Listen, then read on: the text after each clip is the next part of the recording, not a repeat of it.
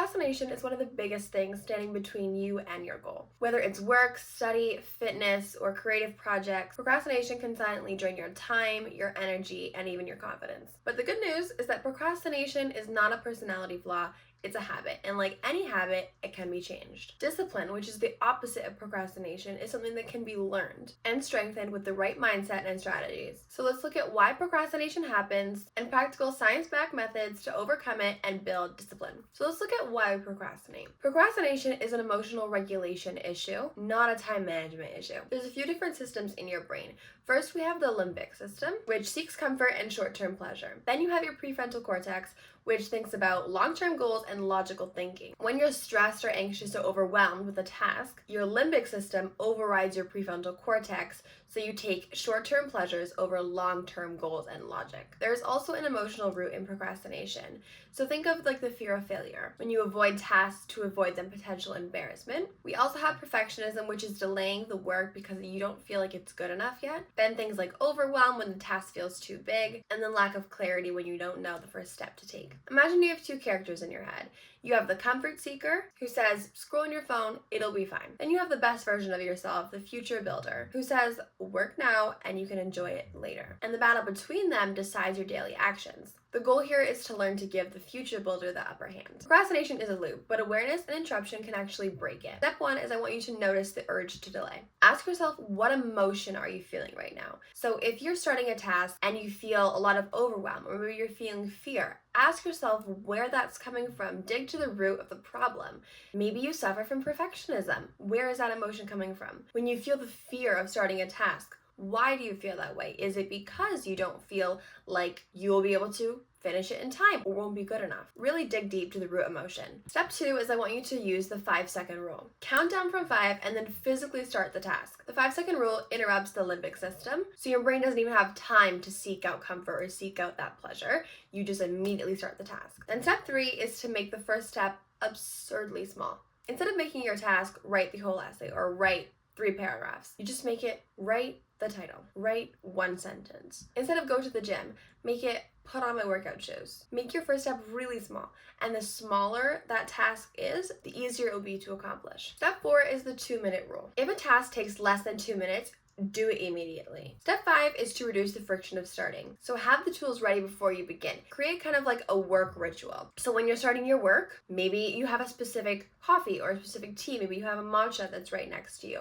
Maybe you have a specific lighting. What's your workspace look like? Do you have music on in the background? Curate your workspace to you and make sure you eliminate as much distraction as possible from your environment. And then finally, step 6 is to use external triggers wisely. Timers, alarms, reminders, all of that, use it to your advantage to initiate action. Maybe set an alarm for 7 o'clock to put on your workout shoes to go to the gym. Using these external triggers are really going to help you accomplish this task much faster because it reminds you to initiate that action. Discipline is easier when your environment supports it. So some systems that I recommend using is, for one, the habit loop, which is cue, routine, and reward. The cue could be a visual or time-based trigger. Your routine is the action itself, and the reward is a positive enforcement that you take after to make that action stick. So for an example, if you're creating a habit to go on a run every morning at 7 a.m., you're gonna set that alarm for 7, and when that alarm goes off, you're gonna get out the door, go on that run. You're gonna reward yourself. So maybe on the loop back from your run,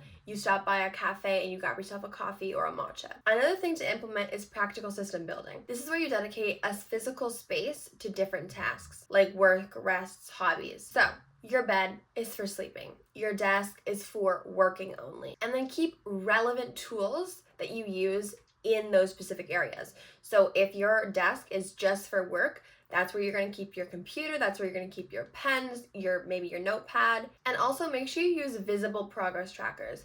So maybe it's a physical calendar, maybe it's a digital calendar, habit apps. I made a whole separate video on this of how I stay organized, so if you want, you can check that out. When it comes to designing your environment, you have to think of a few things. First is to remove any temptation. If your goal is to get work done in this area, you need to put your phone in another room, block social media apps, do whatever you need to do to focus. Next is just to keep your workspace as minimal and as clutter-free as possible. This will reduce mental anxiety and help you feel more willing to actually accomplish the task. Something I recommend doing is to have a ready-to-work setup, and so you don't have to prep every morning or whenever you're starting the task. If you're working, Make sure you have all your stuff laid out. You have your pens, you have your notebook, you have your computer, your iPad laid out. Make sure they're in their own spot. They have their own designated section.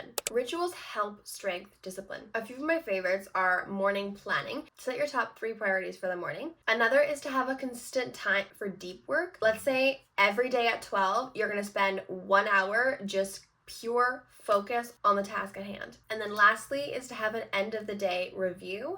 This is where I usually like to go over my to-dos for the next day. So I typically brain dump all the things I need to do for the next day. Then I schedule it in my planner or my digital calendar. The best thing to keep your procrastination at bay and to strengthen your discipline is to have a few key habits. I know we hear about these a lot, but they are very, very important. Daily exercise, balanced eating, and a good sleep. Your sleep should be minimum of 8 hours. Even 10 to 20 minutes of exercise in the morning. You can go for a walk in the morning. You can do a little bit of strength training. You can do stretches, whatever you need to do to just get your body moving for the day. I recommend doing it in the morning, but if you don't have time in the morning, later in the day is fine too. And as for healthy eating, I follow the 80-20 rule. 80% is whole-based foods, and the other 20, I get to eat whatever I want. When you build these key habits, it will spill into other areas of your life to help create discipline in that as well. Discipline is not about feeling motivated. In fact, it is the complete opposite. It's about working regardless of your mood. Motivation is a bonus, not a requirement. If you wait until you feel ready, you'll never start. Willpower is finite. Decision fatigue reduces self-control, so make sure to plan your day to protect your willpower. Then we have your energy rhythms. So identify when you're most alert. Maybe it's in the morning or the afternoon,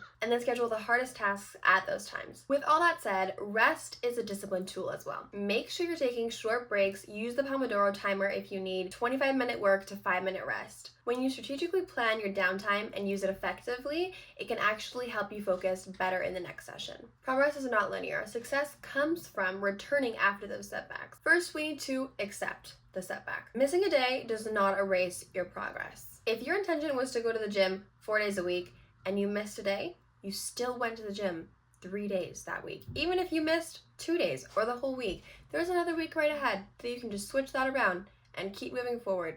No need to feel guilty about it. The best thing to do is to avoid the all or nothing trap. One unproductive day does not mean you failed. It's feedback. Look into why your day was unproductive. Did you start the morning on your phone? Were you feeling unwell that day? Did you not give yourself enough time to rest the day before? Whatever it is, look into why you were feeling unproductive and then make improvements so you don't feel unproductive in the days ahead. And also ask yourself, how can the environment and system be improved to prevent that slip up in the future? And don't forget that you can have an accountability partner. Maybe you want to have a friend, a coach. Maybe you want to have a friend, a coach, family member to help you stay consistent with you. They can keep you accountable for staying consistent.